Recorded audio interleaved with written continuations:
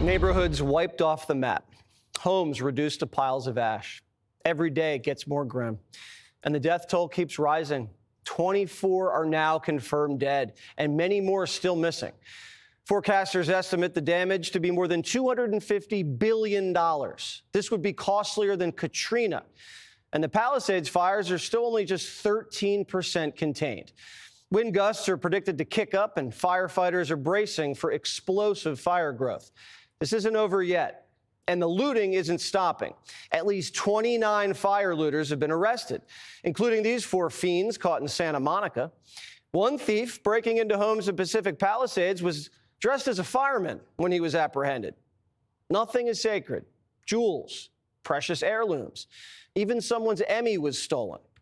And remember the guy with the blowtorch last week who was lighting fire to Christmas trees and garbage cans? Turns out he was an illegal alien. His name's Juan. Bandits and arsonists are preying upon this devastated community while it's still smoldering. And residents are gripped by fear and rumors. Here's actress Whitney Cummings. This is a real text that I just received from a friend of mine about the fires. Some of the neighbors caught a guy setting more fires on the back of our hill. They chased him away. They called 911. I think they caught the guy recently in Woodland Hills trying to put gasoline in sewers. It's happening all over.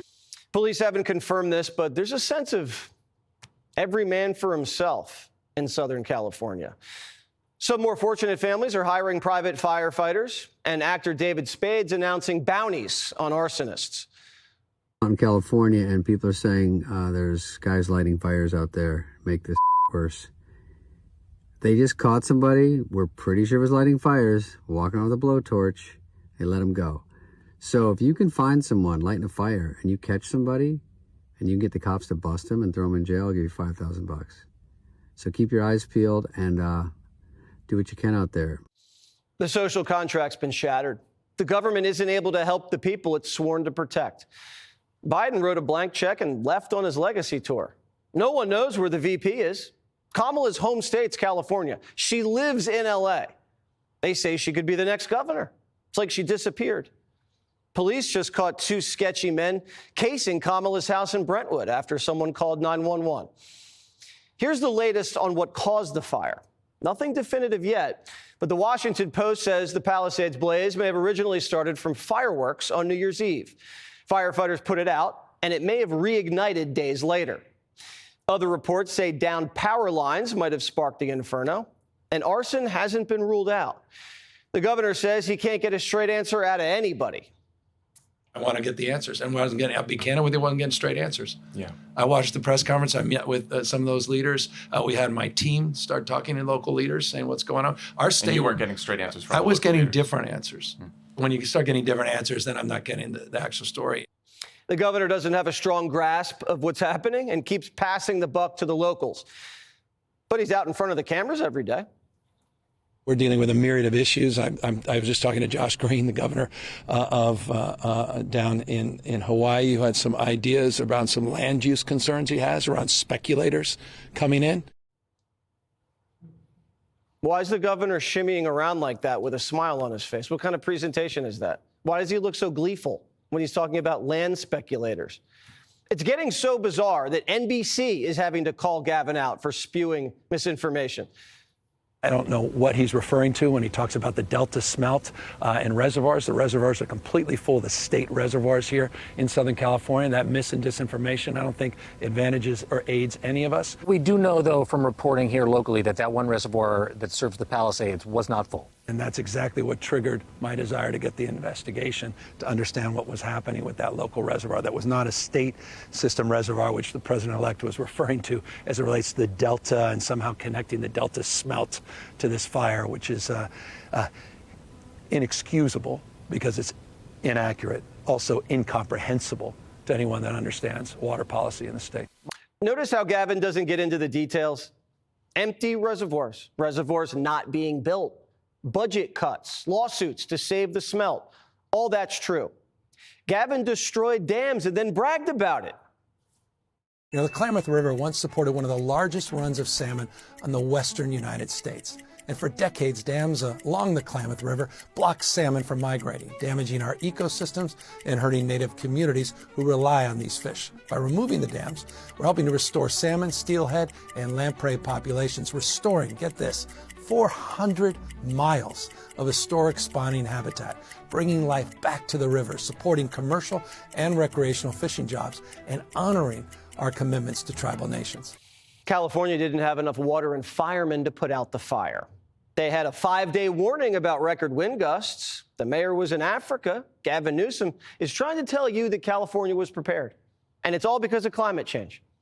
This is too big of a disaster to cover up. Here's a Free Press reporter who just got inside the bone-dry Palisades Reservoir. Watch this.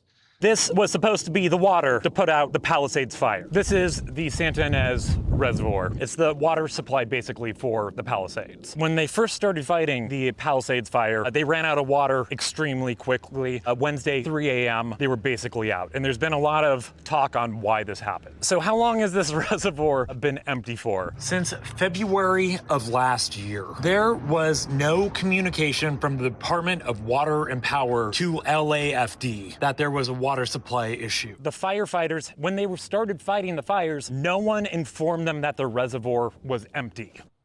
What's worse, misinformation or mismanagement? But the ladies of The View say it's racist to report on what the governor's doing. Who I don't applaud is someone like Jesse Watters on Fox News. This is what he said. He blamed LA fires on diversity. He said that California's woke politics and DEI are the reasons for the fires because Newsom has been tearing down dams because Native Americans, but he called them Indians, wanted some of the river back so they could catch salmon. And Gavin didn't just knock down one dam for the Indians, he knocked them all down. He knocked down 4 of the dams. I'm sorry, this is stolen land, first of all, okay? California is stolen land. Second of all, that's part of what always happens. These dams, there's preservation of the dam. So that was just complete, not only misinformation, but it was racist. DEI didn't cause the fire, but it distracted the state from preparing to fight it. The LA water chief, Janice Quiones, who makes $750,000 a year, says her #1 priority wasn't water. You call it powered by equity, and I know that it's been really important for the DWP to put an equity lens on everything. Yes. Yeah, and that's the #1 thing that attracted me to this role. It's important to me that everything we do, it's with an equity lens and social justice and making sure that we right the wrongs that we've done in the past from an infrastructure perspective and that we involve the community in that process. And this utility is serious about it, is authentic about it. And so I'm just super excited to be part of that movement. It's about priorities. The water chief was focused on DEI. The mayor of LA, Karen Bass, was in Africa, even though she promised voters that she'd never travel internationally as mayor. And here she is in Ghana, while her city was getting scorched. And instead of fireproofing their state, California today held a special legislative session and Trump-proofed it. Newsom just approved $50 million to resist Trump. $25 million is going to protect Biden migrants from being deported. So the illegal alien caught with a blowtorch, lighting a neighborhood on fire, Juan, Newsom is going to spend millions of dollars to stop us from deporting blowtorch Juan, who you're not going to believe what his excuse was for having the blowtorch. He said it was lighting up a joint.